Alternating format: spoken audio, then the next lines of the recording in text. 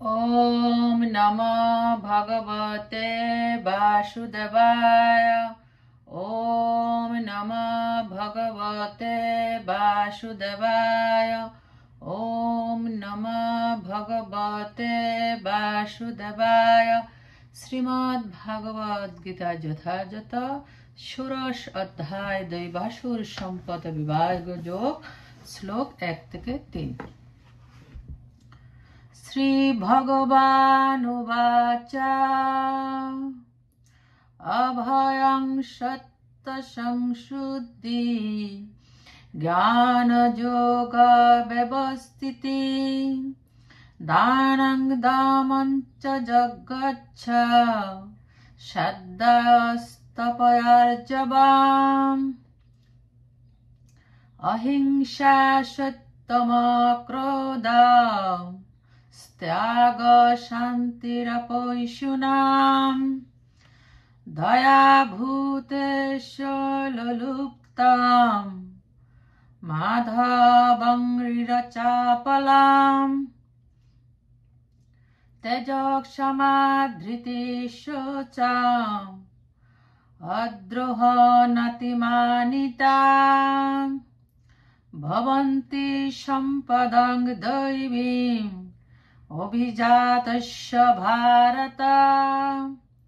श्री भगवान उवाच परमेश्वर भगवान বললেন অভয়ম ভয় শূন্যতা সত্য সংশুদ্ধি সত্তার পবিত্রতা জ্ঞান জ্ঞান যোগ যোগে ব্যবস্থিতি অবস্থিতি দানম দান দম মনঃসংযোগ চ এবং যজ্ঞ যজ্ঞ চ এবং সাধ্যায় বৈদিক শাস্ত্র অধ্যয়ন তপ তপশ্চর্যা আর্জবম সরলতা অহিংসা অহিংসা সত্যম সত্যবাদিতা অক্রোধ ক্রোধশূন্যতা ত্যাগ বৈরাগ্য শান্তি প্রশান্তি অপৈশনম অন্যের দোষ না দেখা দয়া দয়া ভূতেষু সমস্ত জীবের প্রতি আলু লুপ্তম লোভহীনতা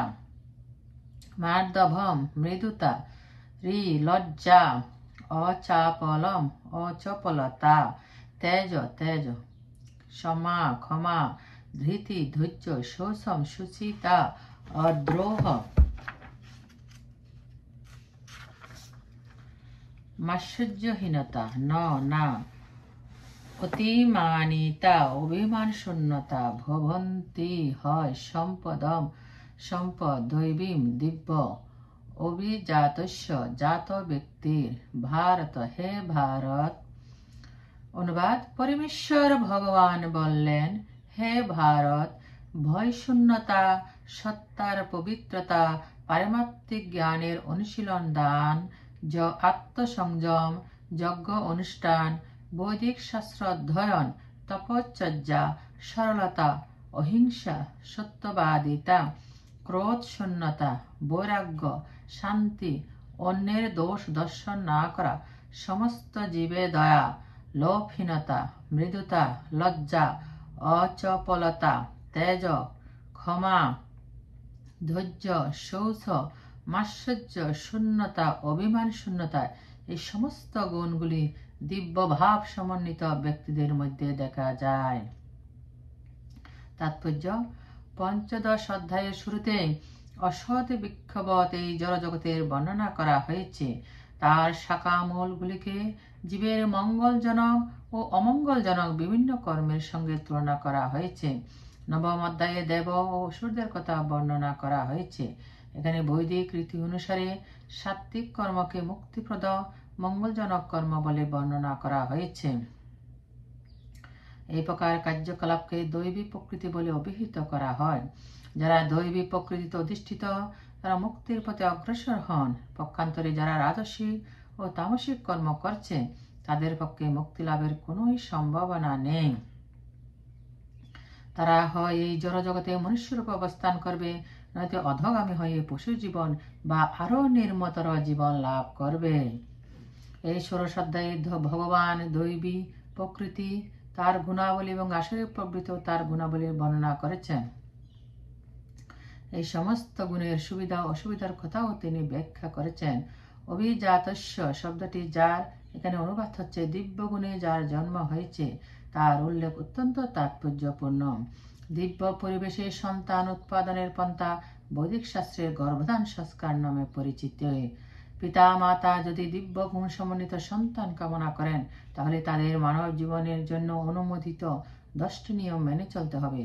ভগবদ্গীতাতে আমরা আগেই পড়েছি যে সুসন্তান লাভের জন্য স্ত্রী পুরুষের যে যৌন মিলন তা শ্রীকৃষ্ণ স্বয়ং। স্ত্রী পুরুষের যৌন মিলন যদি কৃষ্ণ ভাবনাময় হয়, তাহলে তা নিন্দনীয় নয়। যারা কৃষ্ণ ভাবনাময় তাদের অন্তত কুকুর বিড়ালের মতো সন্তান উৎপাদন করে না। এমন সন্তান উৎপাদন করা উচিত জন্মের পরে যারা কৃষ্ণ ভাবনাময় হবে।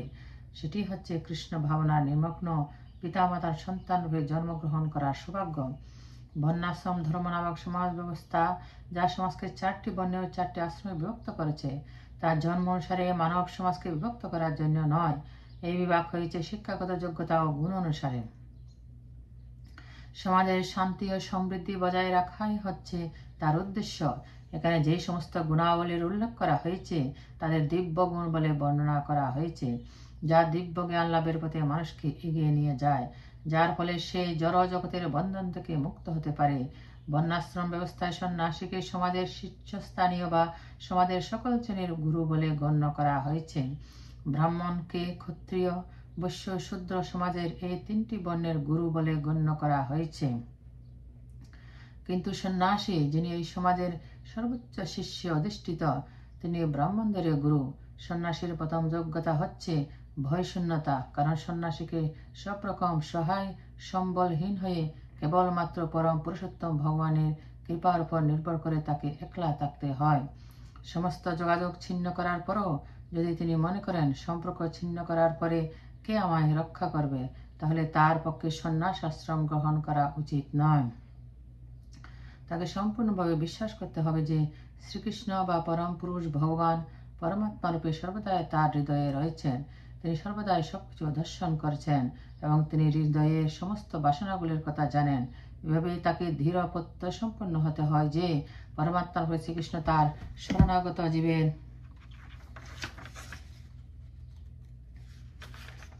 রক্ষণাবেক্ষণ করেন। তার অনুভব করা উচিত, আমি কখনোই নিঃসঙ্গ নই। আমি যদি অরণ্যের গভীরতম প্রদেশেও থাকি, শ্রীকৃষ্ণ তখনও আমার সঙ্গে থাকবেন এবং তিনি আমাকে রক্ষা করবেন। এই দৃঢ় বিশ্বাসকে বলা হয় অভয়ম বা ভয়শূন্যতা। সন্ন্যাসীর পক্ষে এই ধরনের মনোভাব থাকা আবশ্যক। তারপর তাকে তার অস্তিত্ব পবিত্র করতে হয়। সন্ন্যাস জীবনে পালনীয় বহু নিয়ম কানুন আছে। সেগুলির মধ্যে সবথেকে গুরুত্বপূর্ণ হচ্ছে কোনো স্ত্রীর সঙ্গে কোনো রকম অন্তরঙ্গ সম্বন্ধ থাকা কোনো সন্ন্যাসীর পক্ষে সর্বতভাবে বর্জনীয়। কোনো নির্জন স্থানে কোনো স্ত্রীলোকের সঙ্গে কথা বলাও তার পক্ষে নিষিদ্ধ। শ্রী চৈতন্য মহাপ্রভু ছিলেন আদর্শ সন্ন্যাসী। তিনি যখন পুরীতে ছিলেন তখন মহিলা ভক্তরা তাকে প্রণাম করার জন্য তার কাছেও আসতে পারত না। তাদের দূর থেকে প্রণাম জানাতো বলা হতো। এটি স্ত্রী জাতির প্রতি ঘৃণা প্রকাশ নয়, এটি হচ্ছে সন্ন্যাসীর প্রতি স্ত্রী সঙ্গ না করার যে কঠোর নির্দেশ আছে তারই দৃষ্টান্ত। জীবন পবিত্র করে গড়ে তোলার জন্য ভিন্ন ভিন্ন বর্ণ ও আশ্রমের বিধিনিষেধগুলো মেনে চলতে হয়। সন্ন্যাসীর পক্ষে স্ত্রী সঙ্গ এবং ইন্দ্রিয় সুখ ভোগের জন্য অর্থ সঞ্চয় সম্পূর্ণভাবে নিষিদ্ধ। শ্রী চৈতন্য মহাপ্রভু নিজেই ছিলেন আদর্শ সন্ন্যাসী এবং তার জীবন থেকে আমরা জানতে পারি যে স্ত্রী লোকদের ব্যাপারে তিনি অত্যন্ত কঠোর ছিলেন। তিনি সবচেয়ে অধঃপতিত জীবদের উদ্ধার করেছেন এবং সেই জন্য যদিও তাকে ভগবানের সবচেয়ে করুণাময় বা মহাবদান্য অবতার বলে গণ্য করা হয়, তবুও স্ত্রী লোকদের সঙ্গে মেলামেশার ব্যাপারে তিনি অন্তত কঠোরভাবে সন্ন্যাস আশ্রমের বিধি নিষেধগুলো পালন করেছেন। ছোট হরিদাস ছিলেন তার অন্তরঙ্গ পার্শ্বদের মধ্যে একজন, কিন্তু কোনো কারণবশত এই ছোট হরিদাস একবার এক মহিলার প্রতি কামপূর্ণ দৃষ্টিপাত করেন এবং শ্রী চৈতন্য মহাপ্রভু এত কঠোর ছিলেন যে তিনি তৎক্ষণাৎ তাকে তার ঘনিষ্ঠ পার্শ্বদ মণ্ডলী থেকে পরিত্যাগ করেন। শ্রী চৈতন্য মহাপ্রভু বলেন, সন্ন্যাসী অথবা যিনি মায়ার বন্ধন থেকে মুক্ত হয়ে চিন্ময় প্রকৃতি ভগবত ধামে ফিরে যাওয়ার প্রয়াসী, তার পক্ষে ইন্দ্রিয় তৃপ্তির জন্য পার্থিব সম্পদ ভোগ এবং স্ত্রীলোকের প্রতি দৃষ্টিপাত করা সম্পূর্ণভাবে বর্জনীয়। তাদের উপভোগ না করলেও যদি কেবল এই প্রবৃত্তি নিয়ে তাদের প্রতি দৃষ্টিপাত করা হয়, তা এতই নিন্দনীয় যে এই অবৈধ বাসনাকে মনে স্থান দেওয়ার আগে আত্মহত্যা করা উচিত। সুতরাং এগুলি হচ্ছে পবিত্র হওয়ার পন্থা। পরবর্তী বিষয়টি হচ্ছে জ্ঞান যোগ ব্যবস্থিতি। জ্ঞানের অনুশীলনে নিযুক্ত হওয়া সন্ন্যাস জীবনের উদ্দেশ্য হচ্ছে গৃহস্থ ও অন্যরা যারা তাদের পারমাত্মিক জীবনের কথা ভুলে গেছে তাদের মাঝে জ্ঞান বিতরণ করা। সন্ন্যাসীকে জীবন ধারণের জন্য ধারে ধারে গিয়ে ভিক্ষা করতে হয়, কিন্তু তার অর্থ এই নয় যে সে ভিখারি। দিব্যস্তরে অধিষ্ঠিত পুরুষের একটি গুণ হচ্ছে দৈন্য, এবং সে দীনতার বশবর্তী হয়ে এই সন্ন্যাসী ধারে ধারে গমন করে, ঠিক ভিক্ষার উদ্দেশ্যে নয়। গৃহস্থদের কাছে গিয়ে তাদের কৃষ্ণ চেতনা জাগিয়ে তোলার জন্য। সেটি হচ্ছে সন্ন্যাসীর ধর্ম। তিনি যদি যথার্থ উন্নত হন এবং তার গুরুর দ্বারা আদিষ্ট হন, তাহলে যুক্তি ও উপলব্ধির মাধ্যমে তার কৃষ্ণ ভাবনামিত প্রচার করা উচিত, এবং তিনি যদি তত উন্নত না হন তাহলে তার পক্ষে সন্ন্যাস গ্রহণ করা উচিত নয়। কিন্তু যথেষ্ট জ্ঞান না থাকা সত্ত্বেও যদি তিনি সন্ন্যাস আশ্রম গ্রহণ করে থাকেন, তাহলে জ্ঞান লাভ করার জন্য তার উচিত সদ্গুরুর কাছ থেকে সর্বক্ষণ কৃষ্ণ কথা শ্রবণ করা। সন্ন্যাসীর উচিত অভয় হয়ে সত্য সংশুদ্ধি পবিত্রতা লাভ করে জ্ঞান যোগে অধিষ্ঠিত হওয়া। তারপরের বিষয়টি হচ্ছে দান। দান করা গৃহস্থের কর্তব্য। গৃহস্থদের কর্তব্য হচ্ছে সৎ উপায়ে অর্থ উপার্জন করে জীবিকা নির্বাহন করা এবং আয়ের অর্ধাংশ সমস্ত বিশ্বজুড়ে কৃষ্ণ ভাবনামিত প্রচারের জন্য দান করা। গৃহস্থদের কর্তব্য হচ্ছে সেই ধরনের সংস্থাকে দান করা যারা এই ধরনের কাজে নিযুক্ত আছে। দান যথাযোগ্য পাত্রে অর্পণ করা উচিত। দান নানা রকমের আছে, তা পরে ব্যাখ্যা করা হবে। যেমন সত্যগুণে দান, রজগুণে দান ও তমগুণ দান। শাস্ত্র সত্যগুণে দান করার নির্দেশ দেওয়া হয়েছে, কিন্তু রজ ও তমগুণে দান করার নির্দেশ দেওয়া হয়নি, কারণ সেই ধরনের দানের ফলে কেবল অর্থের অপচয় হয়। পৃথিবী জুড়ে কৃষ্ণ ভাবনামিতা প্রচার করার উদ্দেশ্যে কেবল দান করা উচিত, সেটি হচ্ছে সত্যগুণে দান। দম বা আত্মসংযম ধার্মিক সমাজের জন্য, আশ্রমভুক্ত ব্যক্তিদের জন্য কেবল নির্দিষ্ট হয়নি, গৃহস্থদের জন্য তা বিশেষভাবে নির্দিষ্ট হয়েছে। গৃহস্থাশ্রমে মানুষ যদি স্ত্রীর পানি গ্রহণ করেন, তবু অনর্থক যৌন জীবন যাপনের ইন্দ্রিয়গুলিকে নিযুক্ত করা গৃহস্থের উচিত নয়। গৃহস্থের যৌন জীবন ও বিধিনিষেধের দ্বারা নিয়ন্ত্রিত, যা কেবল সন্তান উৎপাদনের জন্য অনুষ্ঠিত হয়। সন্তান উৎপাদনের উদ্দেশ্যে ব্যতীত স্ত্রীর সঙ্গে যৌন সুখ ভোগ করা উচিত নয়। আধুনিক সমাজ সন্তান প্রতিপালনের দায়িত্ব এড়াবার জন্য গর্ভনিরোধক প্রণালী এবং আরও সমস্ত অতি জঘন্য উপায়ে যৌন জীবন করছে। এই ধরনের কার্যকলাপ দিব্যগুণের পর্যায়ভুক্ত নয়, এগুলো আসরিক কার্যকলাপ। যদি কেউ গৃহস্থ হন এবং পারমাত্মিক জীবনে অগ্রসর হতে চান, তবে তাকে অবশ্যই সংযত হতে হবে এবং কৃষ্ণ সেবার উদ্দেশ্যে ব্যতীত সন্তান উৎপাদন করা থেকে বিরত হতে হবে। তিনি যদি এমন সন্তান উৎপাদন করতে পারেন যারা কৃষ্ণ চেতনাময় হবে, তাহলে তিনি শত শত সন্তান উৎপাদন করতে পারেন, কিন্তু সেই সামর্থ্য না থাকলে কেবলমাত্র ইন্দ্রিয় সুখ ভোগের জন্য সেই কর্মে প্রবৃত্ত হওয়া উচিত নয়। যজ্ঞ হচ্ছে আরেকটি বিষয় যা গৃহস্থদের অনুষ্ঠান করা উচিত, কারণ যজ্ঞ করতে প্রচুর অর্থের প্রয়োজন হয়। জীবনের অন্য আশ্রমগুলিতে যেমন ব্রহ্মচর্য, বানপ্রস্থ ও সন্ন্যাস আশ্রমে মানুষের ব্যক্তিগত ধন সম্পদ থাকে না, তারা ভিক্ষা করে জীবন ধারণ করেন। সুতরাং বিভিন্ন ধরনের যজ্ঞ অনুষ্ঠান করা গৃহস্থদের কর্ম। তাদের উচিত অগ্নিহোত্র আদি যে সমস্ত যজ্ঞ করার নির্দেশ বৈদিক শাস্ত্রে দেওয়া হয়েছে তার অনুষ্ঠান করা। তো আজকালকার যুগে এই ধরনের যজ্ঞ করা অত্যন্ত ব্যয়সাপেক্ষ এবং কোনো গৃহস্থের পক্ষে তা অনুষ্ঠান করা সম্ভব নয়। এই যুগের জন্য শ্রেষ্ঠ হচ্ছে সংকীর্তন যজ্ঞ। এই সংকীর্তন যজ্ঞ অর্থাৎ হরে কৃষ্ণ কৃষ্ণ কৃষ্ণ হরে হরে, হরে রাম রাম রাম হরে হরে কীর্তন করাই হচ্ছে সবচেয়ে শ্রেষ্ঠ এবং কম খরচের যজ্ঞ। যে কেউ এই যজ্ঞ অনুষ্ঠান করতে পারেন এবং তার সুফল লাভ করতে পারেন। সুতরাং দান, দম ও যজ্ঞ এই তিনটি অনুষ্ঠান গৃহস্থদের জন্য। তারপর শ্রদ্ধা বা বেদপাঠ, ব্রহ্মচর্য বা সত্য জীবনের জন্য। স্ত্রীলোকের সঙ্গে ব্রহ্মচারীদের কোন রকম সংস্রব থাকা উচিত নয়। কৌমার্য অবলম্বন করে দিব্য জ্ঞান লাভের জন্য বৈদিক শাস্ত্র অধ্যয়ন করে তাদের জীবনযাপন করা উচিত। তাকে বলা হয় স্বাধ্যায়। তপ বা তপশ্চর্যা বিশেষ করে বানপ্রস্থ আশ্রমের জন্য। সারা জীবন গৃহস্থ জীবনে থাকা উচিত নয়। মানুষের সবসময় মনে রাখা উচিত যে মানব জীবনে 4টি আশ্রম আছে: ব্রহ্মচর্য, গৃহস্থ, বানপ্রস্থ, সন্ন্যাস। সুতরাং গৃহস্থ আশ্রমের ফলে অবসর গ্রহণ করা উচিত। কেউ যদি 100 বছর বেঁচে থাকে তাহলে তার উচিত 25 বছর ব্রহ্মচারী জীবনে, 25 বছর গৃহস্থ জীবনে, 25 বছর বানপ্রস্থ জীবনে এবং 25 বছর সন্ন্যাস আশ্রমে অতিবাহিত করা। এইগুলি হচ্ছে বৈদিক ধর্ম আচরণের নিয়মানুবর্তিতার নির্দেশ। বানপ্রস্থ আশ্রমে অবশ্যই দেহ, মন ও জিহ্বা আর তপশ্চর্যার অনুশীলন করতে হয়। সেটি হচ্ছে তপস্যা। সমস্ত বর্ণাশ্রম ধর্মপরায়ণ তপস্যা করার জন্য। তপস্যা ছাড়া কোনো মানুষ মুক্তি লাভ করতে পারে না। তপস্যা করার কোনো প্রয়োজন নেই। নিজের ইচ্ছা মতো একটি পথ বার করলে সিদ্ধি লাভ করা যাবে, এই মতবাদ বৈদিক শাস্ত্রে কিংবা ভগবদ্গীতা কোথাও অনুমোদন করা হয়নি। এই ধরনের মতবাদগুলি আবিষ্কার করেছে কতগুলি ভণ্ড অধ্যাত্মবাদী, যারা কেবল লোক ঠকিয়ে দল ভারী করার ব্যাপারে ব্যস্ত। যদি বিধি নিষেধ থাকে, নিয়মকানুন থাকে, তাহলে মানুষ আকৃষ্ট হবে না। তাই ধর্মের নামে যারা শিষ্য বাড়াতে চায় কেবল লোক দেখানোর জন্য, তারা তাদের শিষ্যদের সংযত জীবনযাপন করার উপদেশ দেয় না এবং নিজেরাও সংযত জীবনযাপন করে না। কিন্তু বেদে সে পন্থার অনুমোদন করা হয়নি। ব্রাহ্মণের গুণ সরলতা জীবনের কোনো বিশেষ আশ্রমে মানুষদের অনুশীলনের জন্য কেবল সকলের জন্য, তা সে ব্রহ্মচারী হোক, গৃহস্থ হোক, বানপ্রস্থী হোক অথবা সন্ন্যাসী হোক না কেন, সকলের উচিত সরল জীবনযাপন করা। অহিংসা হচ্ছে কোনো জীবনের ক্রমোন্নতি রোধ না করা। কারণ এটি মনে করা উচিত নয় যে দেহকে হত্যা করলেও যখন আত্মার বিনাশ হয় না, তখন ইন্দ্রিয় তৃপ্তির জন্য পশু হত্যা করলেও কোনো ক্ষতি নেই। যথেষ্ট পরিমাণে শস্য, ফল এবং দুধ থাকা সত্ত্বেও এখানকার মানুষেরা পশু মাংস হারে আসক্ত। পশু হত্যা করার কোনোই প্রয়োজন নেই। এই নির্দেশ সকলের জন্য। যখন আর কোনো বিকল্প উপায় না থাকে না, তখন মানুষ পশু হত্যা করতে পারে, কিন্তু সেক্ষেত্রেও সেই পশুকে যজ্ঞের বলি হিসেবে নিবেদন করতে হয়।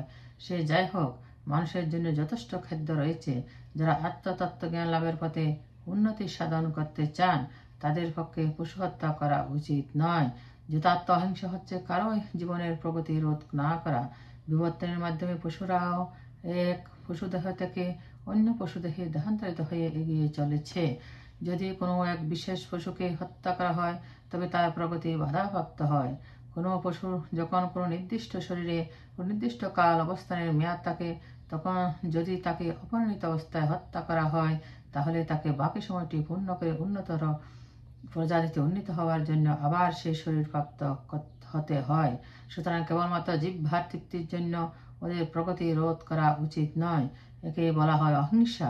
সত্যম শব্দের অর্থ হচ্ছে ব্যক্তিগত উদ্দেশ্য সাধনের জন্য সত্যের বিকৃত করা উচিত নয়।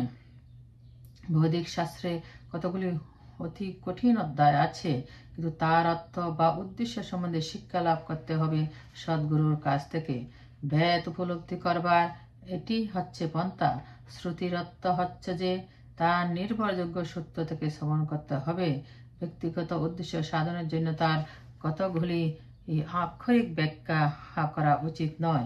ভগবদ্গীতার বহু ব্যাখ্যা আছে যা ভগবদ্গীতার মূল বিষয়বস্তুকে বিকৃত করেছে। গীতার বাণী যথার্থ অর্থ প্রকাশ করতে হবে এবং তা শিখতে হবে সদ্গুরুর কাছ থেকে। অক্রোধ কথাটির অর্থ হচ্ছে ক্রোধ দমন করা।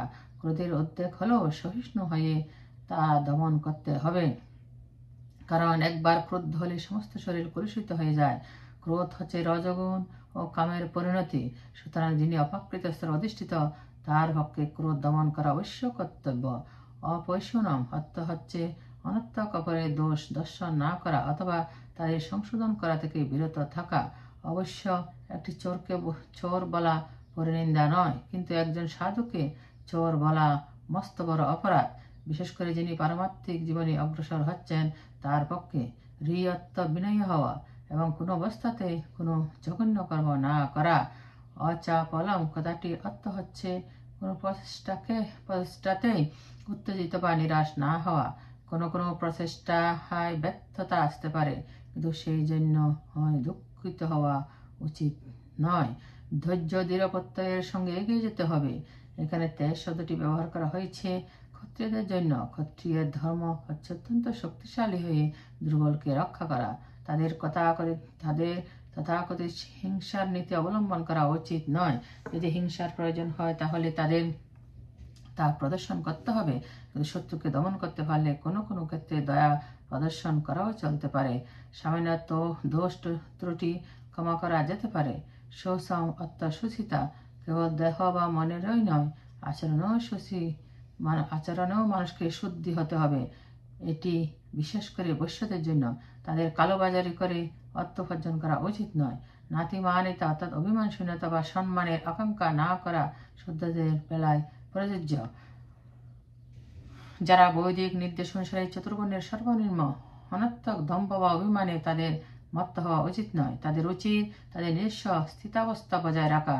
শুদ্ধের কর্তব্য হচ্ছে সামাজিক অবস্থা বজায় রাখার জন্য উচ্চতর বর্ণগুলিকে সম্মান প্রদর্শন করা। যে 26টি গুণের কথা এখানে বর্ণনা করা হয়েছে তার সব কয়টি হচ্ছে দিব্যা গুণাবলী। বর্ণাশ্রম ধর্ম পরিপ্রেক্ষিতে সমাজে তাদের অনুশীলন করা উচিত। এর তাৎপর্য হচ্ছে যদিও জড় জগতের অবস্থা অত্যন্ত দুঃখ দুর্দশাপূর্ণ, তবুও সমাজের সর্বশ্রেণীর লোকদের যদি অনুশীলনের মাধ্যমে গুণগুলি অর্জন করার শিক্ষা দেওয়া হয় তাহলে সমস্ত সমাজ ধীরে ধীরে তত্ত্বজ্ঞান উপলব্ধির সর্বোচ্চ স্তরে উন্নীত হতে পারে।